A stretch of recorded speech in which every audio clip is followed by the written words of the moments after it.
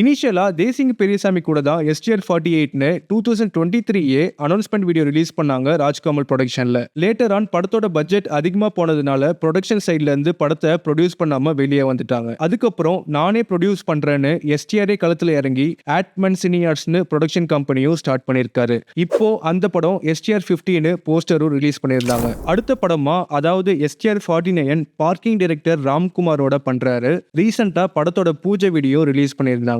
இது மட்டும் இல்லாம எஸ்டிஆர் 51 டிராகன் படத்துக்கு அப்புறம் அடுத்த படமா அஸ்வின் மாரிமுத்து எஸ்டிஆர் கூட பண்றாரு. படத்தோட போட்டோ ஷூட் வீடியோ போஸ்டர்னு எல்லாமே ரிலீஸ் பண்ணியிருந்தாங்க. இந்த 3 படம் லைன் அப்ல இருக்கும்போது யாருமே எதிர்பார்க்காத ஒரு நியூஸ் எஸ்டிஆர் அடுத்து வெற்றிமாறன் கூட ஜாயின் பண்றாருன்னு. அதுவும் அந்த படம் வடசென்னை வேர்ல்ட்ல வருதுன்னு வெற்றிமாறனே சொல்லியிருப்பாரு. ரீசெண்டா ப்ரோமோ வீடியோவும் ரிலீஸ் பண்ணியிருக்காங்க. யூஸ் பண்ணிருக்க ஃபாண்ட்டை பார்த்தே கன்ஃபார்ம் பண்ணிடலாம் கண்டிப்பா படம் வடசென்னை வேர்ல்ட்ல தான் இருக்குன்னு.